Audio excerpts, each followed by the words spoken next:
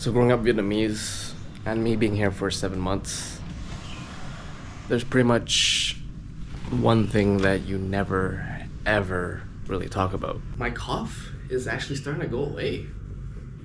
I've done a couple things like turn off the AC, open the windows. But exactly 8 months ago, I was still pretty depressed, man. Like, waking up every day was a chore. And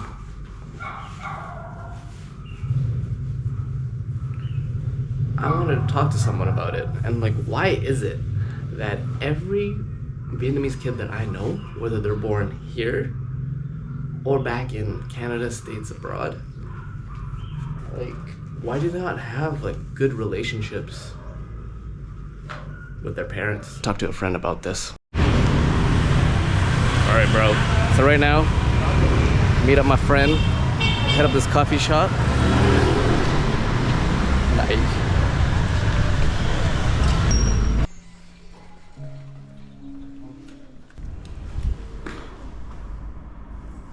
What's up, bro? Kind of just settling in today. Yeah, to honor the space. Inviting Peter here. So just settling. Breathe in. And then breathe out. Yeah, breathe in through your nose. And then breathe out through your mouth.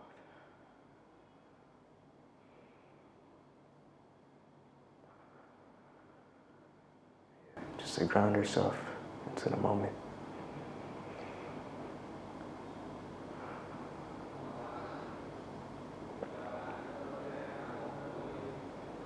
My buddy A. He is I'm currently a therapist and a school counselor. And I work here in Ho Chi Minh City, Vietnam. You finish your master's in... So I had finished my master's in clinical psychology just a year and a half ago before I returned here to Saigon. And now you're practicing here full time? So I do, yeah, as a therapist, I just practice part-time, just after the working time at the school. That's my main job. And so I work at a high school and middle school. So similar to kind of what I do in my practice is just to support students in their mental health and then, yeah, just to process anything that comes up, in their life in regards to, family, academics, just identity as well. Because growing up Vietnamese, which you are, you were born abroad, or were you born here? I was born in Vietnam. You born where? I was born in Da Nang, so Da Nang. Central region, yeah. And then you came back recently? Yeah, just a year and a half ago, yeah. And was your plan to be a therapist here? Yeah, that was my plan the whole time. After I finished my master's, I wanted to be able to find ways to hone my skills that's more aligned to the community. As you know, sometimes the education in the West is always maybe more centered around maybe Eurocentric ways of doing. So for me, I needed to be embedded within the culture and in the environment of the homeland. Me growing up as a kid, like I would never bring up my problems in my family, let alone in school. There are actually kids like reaching out, or do they get pushed by the teacher like, hey, go see the counselor? Yeah, so it depends on the student. So some students are proactive and they want to seek help and they come down to the center. But there are also some students that maybe are more hesitant, and so they might need the referral or encouragement from a teacher to maybe come down to the counselor to check in and see if they can support you. And that the aspect of like saving face, right? In Vietnamese culture, it can also have an effect on students, wanting to share problems about their family with a counselor. And so there's also stigmatization of mental health. And so it really depends on the student and their comfort level. Yeah. Because like, were there always counselors in Vietnam, or is this like a new practice recently, or has there always been like a school counselor? Yeah, I feel like it's a pretty new practice. And so I think more of like the international schools or maybe wealthier Vietnamese schools, they may have the resources to build a more concrete counseling center. Other than that, usually in more of the public schools, maybe the teachers are the ones that check in, but it's very maybe limited in how they can support kind of the access that maybe the students at my school have. It could be almost a privilege to have, but I feel like it's important, down the line in the long term for Vietnam or even in the U.S., right, to build more accessible and concrete access to mental health care for all students. It's rarely talked about, like, emotions. Yep. So I want to go into like the male figure in a Vietnamese household. Because my dad's Chinese, but he's like raised in Vietnam. I never hear him like complain. I never hear him talk about his feelings. And all it is just work, right? So I'm like, I'm wondering, like, how did, like, I'm assuming your parents also grew up like same generation, like 50s, 60s. How did they deal with like emotions? Or like, I'm sure they have, like they're humans, but it's like, does it get like shoved away somewhere? Yeah, I think it depends on the person as well, and it's very nuanced. However, I think, based on the history, of our people, having been through a lot, through the wars in the past, not just, the Vietnam War over here, they may call it the American War, or, even our ancestors who, resisted against the French, the Chinese. And so in the history of Vietnam, it's a lot of like surviving and, trying to fight. And so sometimes when you're trying to survive and fight, you really don't have time to process your emotions. And so it's kind of always, our nervous system is always in that fight or flight mode. We're trying to fight, trying to survive. One of the biggest ways, the mechanisms of how that kind of that stress response of fight or flight is passed down is maybe through parenting. So we learn a lot through our parents, how they model their behavior. If our parents, our dad is always angry, and so he expresses his, his emotions through, maybe physically or his verbal, then we can kind of internalize that. And so as we grow up, we can unconsciously, utilize those ways of, expressing, but without knowing it. But where does it come from, right? Where does that anger come from? So why is our dad or parent angry, right? It could be like, the being sad, or it can be a frustration of, having to adapt, having to survive, or not having the support. Let's talk more about your thesis. What did you focus on? So my thesis, I focus on intergenerational trauma, specifically in the Southeast Asian diaspora. So that includes, Vietnamese, Cambodian, Hmong, Lao, Mien. So this is during the after 75? Yeah, so after 75, some participants, maybe had parents that came before, but most of, the people I research were second generation. So their parents had came after the end of the Vietnam War, or end of the Khmer Rouge, or end of the Secret War in Laos. And your focus was basically based on like their family upbringing, or what was the main purpose of your thesis? So this one focused on how the first generation father, the father that had a direct influence from the war, parented the second generation father, and then how did that father parent the third generation. So trying to see that line of parenting through 3 generations. And with this, I'm assuming it's a qualitative research method, or was it through meta-analysis? This one I use quantitative, so just a lot of surveys, and I interviewed about 40 fathers, just about an hour to hour and a half, just kind of get their experience, asking them about what their father went through, what was their experience like, maybe if there was any stress or trauma they experienced, and then how did that affect them and their parenting style. Yeah. So give us the abstract. What was your findings?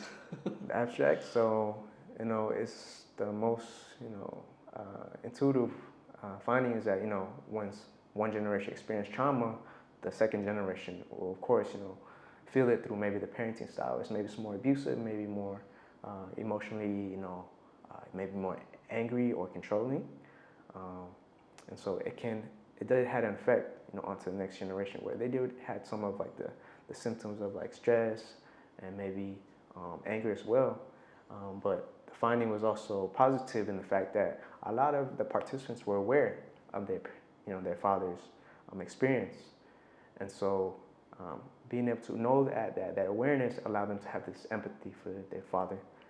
Maybe not all, but some, which allowed them to create an environment for their daughter or their son, the new child, to have a maybe more safer and healthier relationship with them as the second generation father. It's like wanting to do better than our dads, but also having empathy for what they experience. It's like it's not 100% their fault that they had to experience all this. Growing up in the West for myself, it's like you go through this stage of like, growing up for me in Canada from 12 to 16, it's like, why don't you understand me? Why am I the one that's always like taking on this super controlled, super this? And then when you go into adulthood, hopefully you flip the book and you start going through those stages of like compassion, understanding because when you're a kid, your world is like this, and you think it's all about you.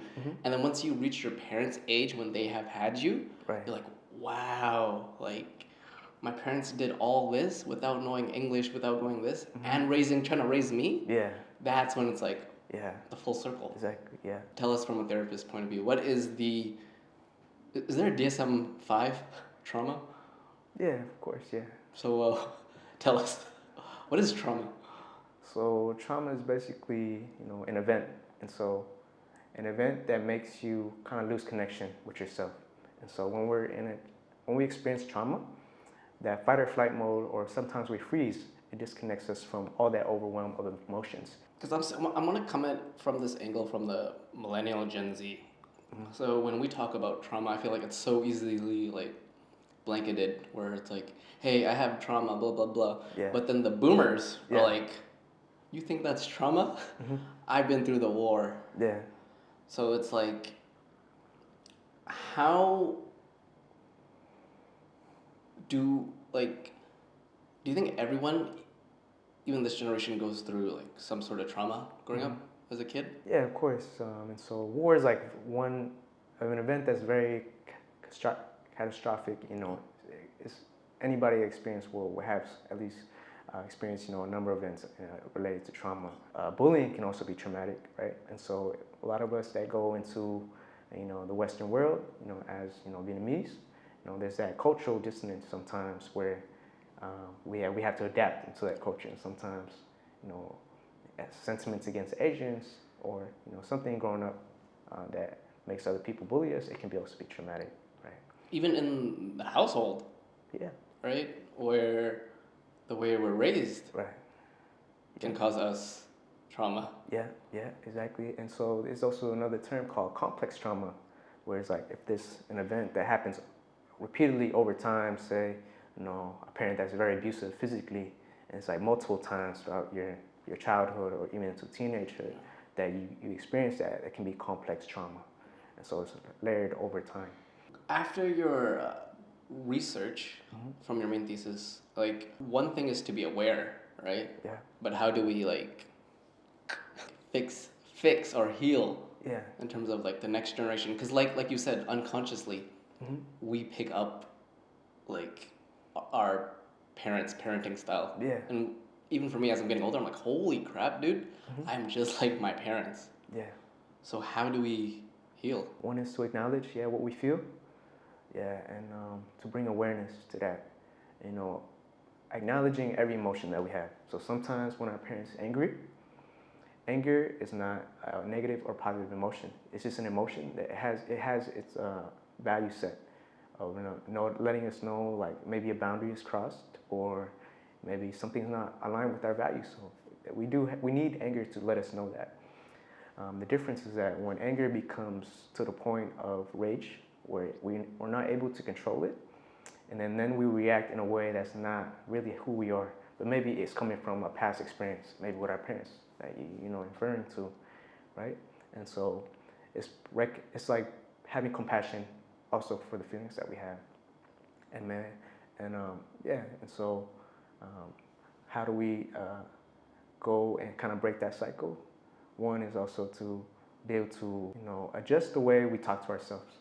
Say we always critical of ourselves. Where does that voice come from? Is it coming from maybe our parents, or or maybe maybe the older brother sometimes, right, or the sister. They're always critical. And so when we do something wrong, where's that voice coming from? Is it our voice, or is it somebody else's voice from the past that we internalized? And so when we're aware of that and we switch, as an adult now, like, we know who we are, we know our values, we know, what we, aspire for in the future. And so how do we, allow ourselves to have that grace and compassion in the moment to say, even if I'm doing something wrong, I have that, I can do better, I can remember things, times I have overcome challenges. And so it's like nurturing that inner self again, right? Because maybe you didn't have that from our parents. Maybe they're always in survival mode, and maybe it's not their fault. And maybe they didn't have somebody to nurture them in that way. Do you think everyone should go through therapy? I can't say yes or no. It just depends. It's about the timing, right? And so sometimes therapy is not, appropriate for that person that time, or maybe they're not ready, or maybe they had a lot of therapies in the past and they feel like it's not working. And so it depends on each person's journey. And therapy is also very new in Vietnamese culture. And so there has been other ways of healing in the past, in our culture, like, going to, religious places, right? Temple or church, right? Or, meditation. That's also, practice that is embedded within Asian culture. So for us that grow in a Western culture, we might have, identities of, like, maybe from media or, movies that, oh, maybe parents should show love through, like, words, touch, right? Our parents never say I love you, right? And so, but we hear that all the time. We're conditioned to that, where we feel like, oh man, we're missing that in our family. Does that mean our parents don't love us? And so as we grow older, it's like kind of find that middle ground. Our parents may never say I love you, but we may find understanding that maybe what they did was a sign of love. And so as we come to that acceptance, then it's like, so we kind of start that compassion for our parents, even when they couldn't have it for us. Going back to, like, more of the Western philosophy. Yeah. I feel like we're always trying to understand our parents. Mm-hmm. But what if the willingness of our parents to understand the child? Yeah. Right? So you say, or you mentioned that our parents generation don't know how to say I love you. Yeah. But what if the kid who grew up in the Western world needed that? Yeah, the best we can do is, if our parents are willing, it may take time, even with my parents, and they can be stuck in their traditional ways. But it's like, as an adult, it's like, yeah, our parents, they're older, it's harder to, maybe, adjust their way of thinking, right? But at least for us, can we accept the fact that maybe they couldn't say that, or we didn't need everything, and maybe, is it all right, can we accept it? So we can start with that, and maybe even to the next step is like, can we forgive our parents? Yeah. Maybe not for them, maybe they don't have to know it, but it's like for ourselves, to lessen that weight, that we feel like we're not missing something too much. Because this moment actually happened with me recently with like my own pops. Yeah. And I just like broke down crying because I was like, you weren't there for me, blah, blah, blah, blah. And then my mom and dad sat down and they're like, that's just the way we are. We work, and that's the way how we show that we care. Yeah. And then I'm like, you never said I love you. Yeah. And then he said it. And then your boy was just like, yeah. Because I feel like my kid needed to hear that. Yeah. Yeah. And but it's like at the same time, it's like it didn't mean that they didn't love me. Yeah. It's just like they were showing it from different ways. And then a part of me, it's like it's always split because like we are that 1.52 generation where it's like Western and Eastern. Yeah. So it's like maybe because of Western propaganda, it's always like you need to hear I love you, so you grow up with that, and then you I feel like you yearn for that. Yeah. But then in a very Asian household, it's like you never hear that. Yeah.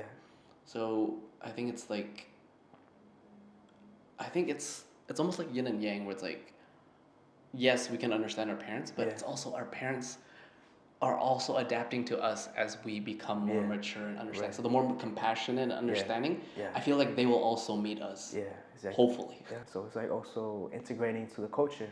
So our parents maybe haven't integrated or maybe accepted the fact that maybe in a culture that they live now, that I love you is a way for us or for them as a parents who share that love with their children, right?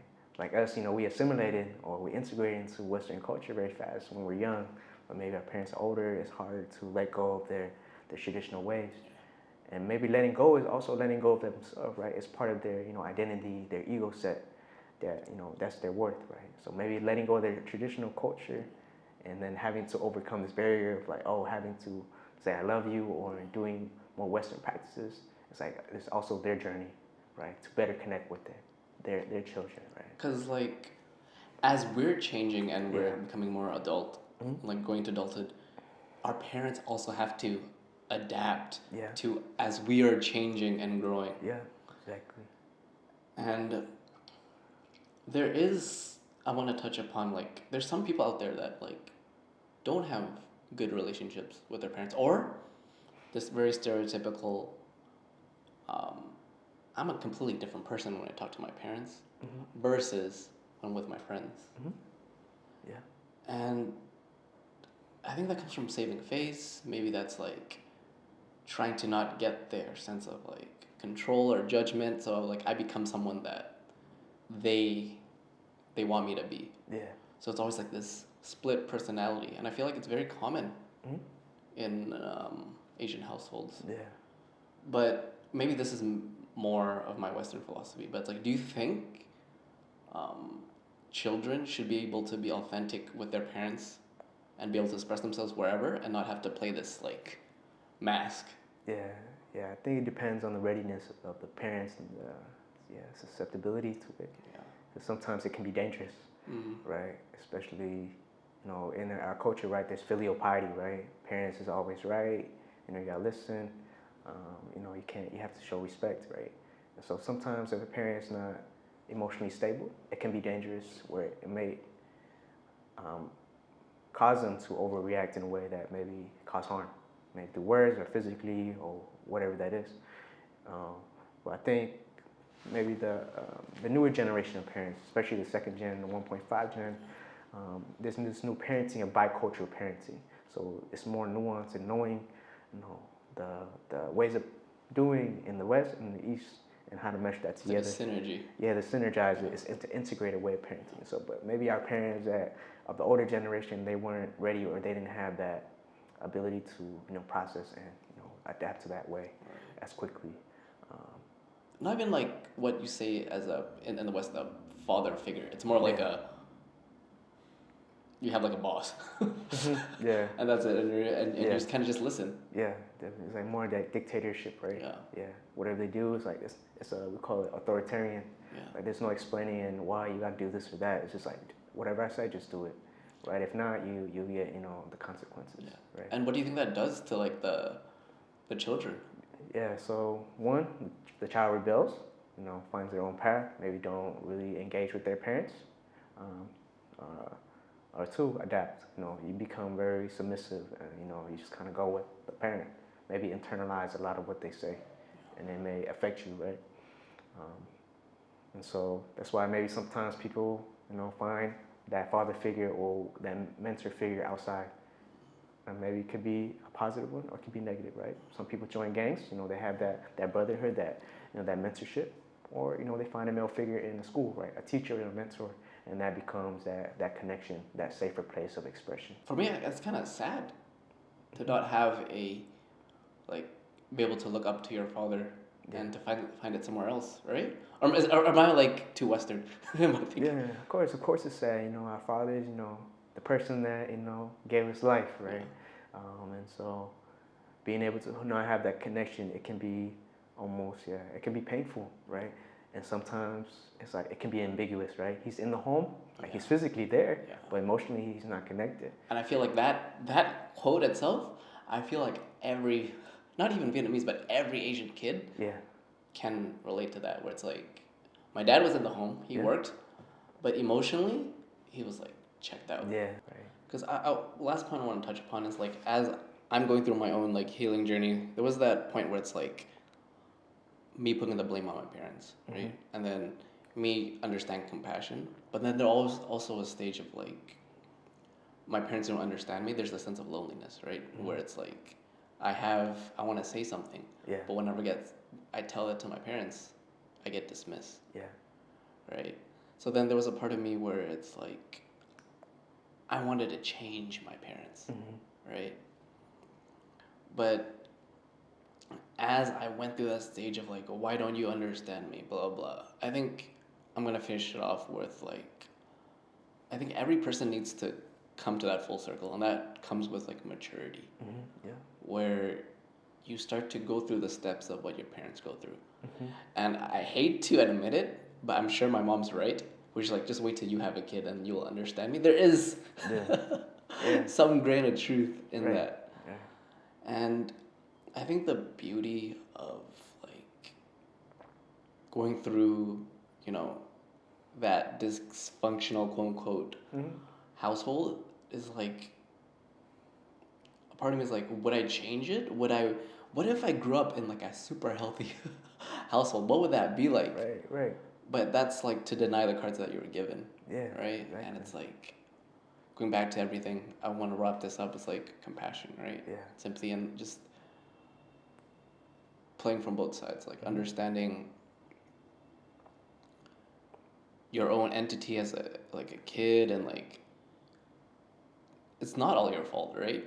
Like you're not someone who was always criticizing, control. Like that has nothing to do with you. Like you being born, you already have value, right? You don't need to do anything.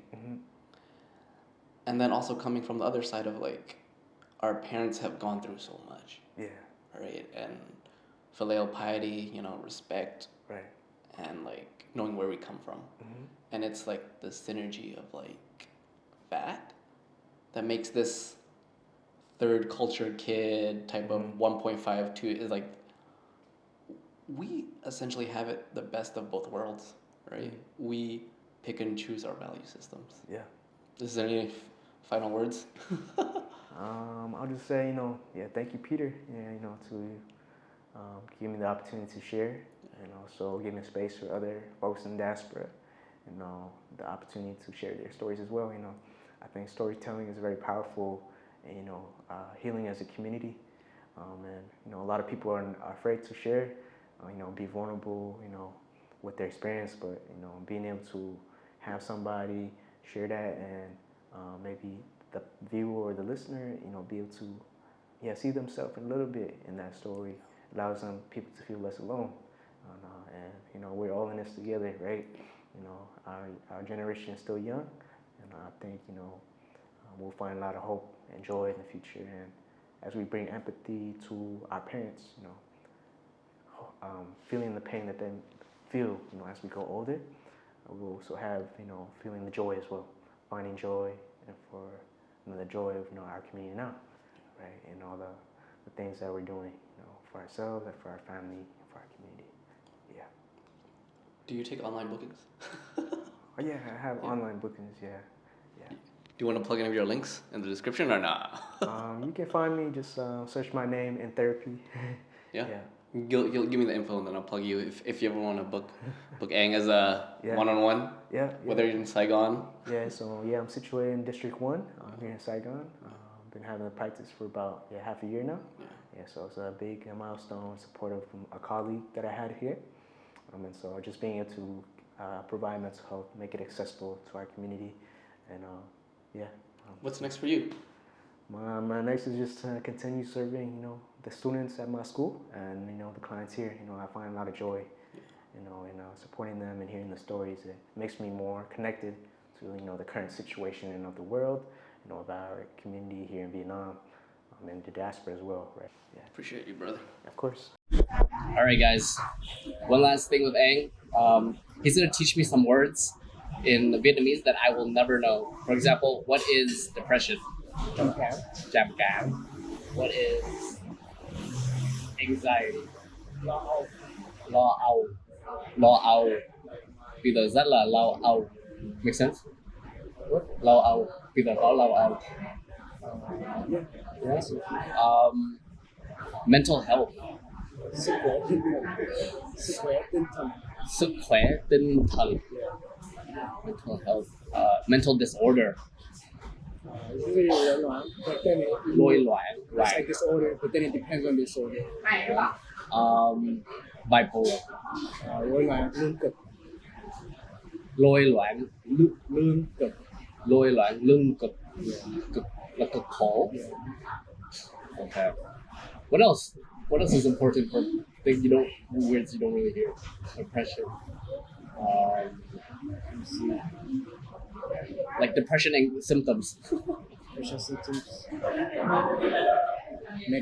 Mệt mỏi. Buồn. Tired, sad, lonely. Lonely. Cô lập. How do you say hopelessness? Hopelessness. Yeah. I don't even know what word term is. Like I could say like I don't know. Mất hy vọng. Mất hy vọng. Lose hope. Hy vọng hả? Hy vọng, yeah. Hope is interesting.